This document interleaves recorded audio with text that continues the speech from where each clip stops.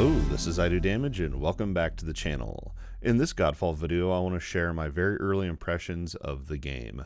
I have just a little bit over 8 hours, I think, played in the game. I'm working on the third world, which I think is the final world in the game, but I just want to share some of my thoughts and impressions this early in the game to help you decide if it's worth spending $60 on. The first thing I want to say about this game that is probably the most positive note here is the graphics. The graphics are beautiful, the game is pretty, and it's fun to look at. Don't let it fool you though. Let's dive a little bit deeper, and graphics aren't everything, as they say. The first thing I want to talk about here is world. World is a very important thing for me. Going into this game, I was hoping for a little bit of, I don't know if open world is the right term. I knew that it was a hub-based game, but I had high hopes for exploration, I guess. The game contains 3 different worlds. There is Act 1, Act 2, Act 3. I've been calling them acts since I come from an ARPG background. The first world is Earth. Once you beat that, you beat the boss there, you unlock the second world, which is a water-themed biome. And then after that, you get to the third area, which I'm currently working on, and that is the desert biome. Don't be fooled here. If you're watching streams, videos, gameplays, you're going to notice that there's different areas that you can go on these maps. It's just one map for each biome, so that is 3 total maps in the entire game. There are different quests that you can do that have you doing different things within these said maps. From my experience, I have done, let's go back to Act 1, the Earth world. I did the same map basically for every quest. It did have me going different places and finding different stones and things like that. Because I'm not sure exactly what they're called in the game, but if you discover these new stones within the world, they unlock new quests that you can find when you visit your map from the hub. But when it comes to world, I think it is a little bit shallow, saying as how it's just the 3 maps and there's really not a lot of variety there. I am hoping that the end game, the tower climb, adds a little bit more spice and variety to the world. Other than that, yeah, like I said, the quests are just different objectives, but there's also the hub area that I briefly mentioned. Within the hub area, you can do crafting. There's even a training room that you can go do and try out to learn your new combos. Different things like that. Overall, I just feel like the world needs more. There's not even a mini map or a world map when you're actually in these missions questing. It just feels really like, I don't know what the right word is. It just doesn't feel that exciting. I don't feel the need to go out and really explore. There are hidden secrets and things that you can find, but there's just not that much really. And it felt like a lot of the maps and worlds were kind of a little bit empty in some areas. Before I go on and on about some of the shortcomings that I've noticed in terms of world, let's go ahead and talk about combat. This game is a slasher, looter, action RPG. Combat is a very important thing here. Combat is the #1 thing I look for in these types of games. It's what you're doing the whole time you're playing, and if you're not enjoying it, what's the point? So let's talk a little bit about that here in Godfall. The combat feels like it's nothing new. It feels like I've played it before. I don't know if you ever played Lords of the Fallen back in the day. The combat reminds me a lot of that. The game does offer 5 different weapon types that we will talk about later in the video when we get to character customization and itemization, but there's 5 different weapon types, from dual blades, pole arms, swords, long swords, and hammers. And then you also have your shield that you can use as well, which is not a weapon type. You always have the shield on. Each weapon offers 2 different techniques that you can charge up and do different things. The dual blades, for example, you can have an aura that blinds people, a chain grip. My personal favorite is probably the longsword, where you jump in and do this crazy AoE thing. The techniques are probably my favorite part of the game. There are 5 different weapons, as I mentioned. To me personally, it's more of a looter game to me, in the sense that the stats on the items far outweigh the actual play style of the weapon. And this obviously, is just for me personally. There are some techniques on some of the weapons that are just a lot more fun to use and to switch up on the fly. You can have 2 weapons equipped at one time and you can swap between them. There's even a skill tree node that you can get called polarizing attacks. And what it does is, while you're using one sword in whatever slot, let's say you have daggers in slot 1 and sword in slot 2 or whatever. So you're using your daggers, you're going to town. While you're doing that, you're going to be charging up this polarity shift charge, which is indicated by a blue icon in the slot 2, which would be your sword. Once that's all the way full, you can then swap to your sword and get a 20% damage bonus, which can be actually upgraded and modified further to give you more of a boost by using skill points. So And that works both ways. And I think it lasts 30 seconds. So if you can charge it up again, you can kind of be rewarded for swapping weapons in that way. There's a lot of cool ideas when it comes to combat, and I could do a deep dive here, but I want to kind of try to keep this video short and sweet just so we can get to the point here. The combat it's just nothing new. It's just feels like I've played it before, but it does have a lot of interesting mechanics tied to it. We'll do a deep dive video, combat video later on, but there's breaching, where you can pretty much you make the enemy weaker to where you can execute them, and then there's soul shattering, where you can build up the soul shatter with your light attacks, and then when you heavy attack, it consumes the shatter and just does a lot of damage. Then you can get it to spread. There's a lot here in terms of combat, and overall just the general feel of fighting and killing stuff is fun. I mean, I don't really have anything negative to say other than it just doesn't feel new. But overall, it's fun. I enjoy it, and I like to kill and see the shiny loot drop on the floor. Next up, we have character customization. This was a part of the game that I was a little bit concerned about with this type of game, being a slasher looter RPG, I guess. You need to be able to customize your character in at least a little bit, and it does an okay job here. Each time you level up, you gain 1 skill point. Max character level is 50, so that is 50 skill points that you can have. I think you can get some more through different achievements in the end game. I haven't gotten that far yet. And on the skill tree that you can see here, there's 125 points you can spend. So if you do the math, you're going to have to make some choices. With 50 skill points, by the time you reach max level, you can max out 10 of these different nodes. Now, each one in the corner unlocks a different mechanic for the game. Bottom left, you have your shield. Bottom right, you have a better dodge. Top right, you have the polar shift energized thing that we talked about earlier. And then up in the top left, you have your techniques. You're definitely going to want at least each corner, at least 1 point.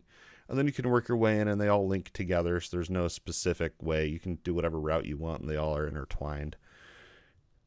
When it comes to the skill tree and kind of making choices, I feel like there's going to be just skills that just outweigh the others, and you're just going to have the same skill set up for all of them. I'm personally going for a heavy crit chance, crit damage type of build with a little bit of the soul shatter sprinkled in for that AoE cleave and splash damage. I want to get some more of the Archon, which I should have touched on earlier in the combat, is basically like your ultimate ability. It's a pretty cool little feature, and then I could go on, but I really don't want to make this video super long. So I just feel like the skill points, at a certain point, you're just going to be like, well, these are the 10 that I want to max out, and that's just going to be it, really. And I don't feel like I'll be swapping as much. And one other thing to note here is respecking and redoing your skills on the skill tree is totally free, and you can do it at any time that you want without any consequences. Other than the skill tree, you also have Valor Plates. Think of Valor Plates as your class, or kind of what dictates what you're going to be doing in combat. There's 12 different ones you can get. I took a quick glance at all of them. The majority of them seem to be tied to ailments such as burning, chilling, putting curses on people through void damage. There's, I think, 8 different ailments in the game, and then the other 4, one of them's a tank one where you take less damage, and then you have one that's tied to breach damage and one that's tied to soul shatter. So it all just kind of really depends on what kind of playstyle you're looking for. I think I just picked up the breach Valor Plate build, or Valor Plate set, because I just like the breach mechanic. I think it's really fun to try to weak those enemies and get the execution moves on them. I think it looks sweet in combat. And then within the Valor Plates, each one has an augment tree. The augment tree is pretty interesting in the way that you can equip these augments. So starting at level 10, every 5 levels you unlock a new augment slot. So 5, 10, 15, 20, all the way up to level 50. While also unlocking power. So stronger augments are going to use more power on your Valor Plate. And once you've hit that Valor cap, you won't be able to equip any more augments. But as you level up, you gain more power. So it's kind of like an artificial progression system in that regard. Seeing as how you're going to be leveling up anyway to unlock the augment slots, and then you're also getting more power. I don't know, just felt a little bit lazy of how they designed that. I would like to see more of a unlock progression that was a little bit more deep than just simply leveling up. But as it is, it's interesting. Some of the augments are kind of cool, kind of fun. I would like to see this be taken to the next level of, like let's say you have all red augments in the augment tree for your Valor Plate. Maybe you get like a whole new bonus of, I don't know, like a higher crit chance, or just like almost like a set bonus in a way, but through augments. There's so much more that could be done with the augment tree. But as it is, it's all right. It's nothing super crazy, nothing super deep. Last but not least, I want to talk about items and itemization, another huge part of any RPG for me personally. As I mentioned before, you have 5 different weapon types. You have dual blades, longsword, greatsword, polearm, and hammer. When it comes to the weapons, I prefer stats and raw damage over the actual move set of the weapon. I found one weapon that was like 20 more damage than the one I was using, and the moveset was a little bit worse, but it was just more damage, so I felt like I had to do it. You can also wear 2 rings, 1 amulet, 1 charm, and then where it gets interesting is you can change your health stone. This is going to increase how much you get healed for, and there's different stats on it as well. They're primarily passive effects, such as more breach damage, more soul shatter, build up, things like that. And you can also get a banner, which is a buff that you can put down. It's literally a banner that you put down, and it's a pretty good sized AoE that can buff you up. So, you know, throughout looting and finding these items, it is exciting to find those legendaries, those purples. I wish that there was a way that if it was blue or green, it would just automatically get deleted or something, like that I could set that up and have a threshold for that. But as it is right now, you're going to be constantly opening your inventory and deleting items and trying to get through really quick. There's also some quality of life issues within the UI where if you want to go through and salvage items, you cannot equip from that same screen. You then have to go back to your actual equipment tab. It's just, yeah, I don't know. It's just a little bit weird. I don't really like how they have that set up. It just takes a little bit extra time than what it really should. But where itemization really starts to get interesting within Godfall is the crafting system.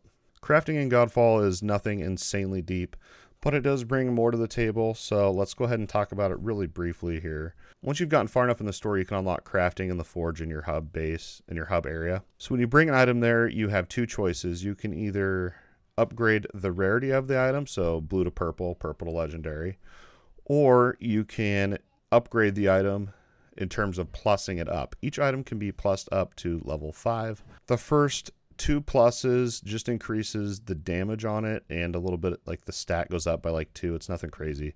But where it gets interesting is once you upgrade to a +3, you can actually choose one of the stats that's on the item and increase it. And then at level 4, it just does another base stat upgrade. And then at level 5, you can add a whole new affix to the item called a masterwork stat.